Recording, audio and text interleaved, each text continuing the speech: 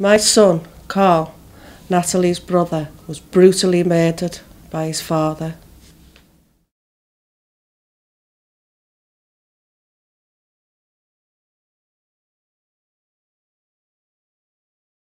My brother was murdered over a ridiculous argument over babysitting. My dad was a very jealous person and didn't like the fact that Carl was getting on with his life. He had his own family and just wanted to get on with his own thing. It all started over a text message saying we better get round, we've got to babysit our nephew. He didn't even give us enough time to come round to get our nephew. He was on the phone calling my younger sister every name under the sun. By the time we got round there, all guns blazing, he tried to attack me with my 6-month-old son in my arms.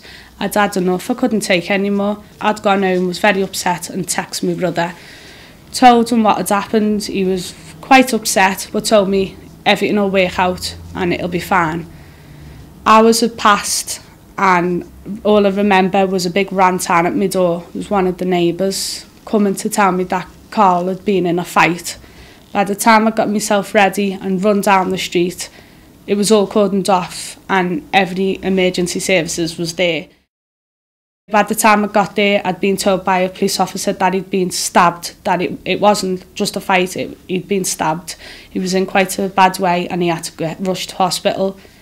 By this time, I'd found my mum, and me and my mum were obviously upset, didn't know what was going on. Carl didn't even get to make it to the operating theatre. They'd had to do open surgery on the ward, and unfortunately Carl didn't survive and died, and he was stabbed 8 times, and the vital one was through his heart. Me and my mum had to identify Carl, which was the most horrific sight I've ever seen in my life, which sticks in my head. There was just, all I remember was blood being everywhere, Carl's eyes being sprung open, needles hanging out of him. And me and my mum had to identify who he was. After that we could go home, but we couldn't go to, my mum couldn't go to her home as it was classed as a murder scene. She had to come back to my house. From there, within hours, we all got quartered off to all different places.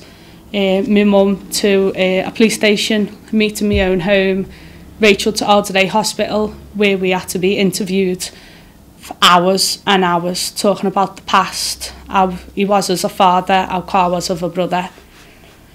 After hours of that, we come back and we were greeted by his family, who wasn't on our side. They called us for everything, asking us how did we know it was our own father, not knowing that witnesses had seen this. So we had that to put up with as well. After that, it was about good few months down the line, we had to go through a murder trial. Paul, who was our father, he pleaded not guilty right the way up until the court. And on the first day of the trial, he was told that if he pleaded guilty to a compromise, then he'd get a lesser sentence.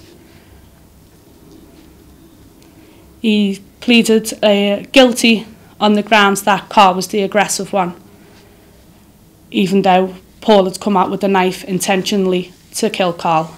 He got sentenced to a minimum of 12 years, which to me is not enough. And this is why we come to Families Fighting for Justice, because we want him to never come out of prison. We want him to stay there and serve a full life sentence. After all, we're saving life because we can never get over what we witnessed. And only for Jean and fighting for justice, I don't know how to cope. We're just one big family and I loved them.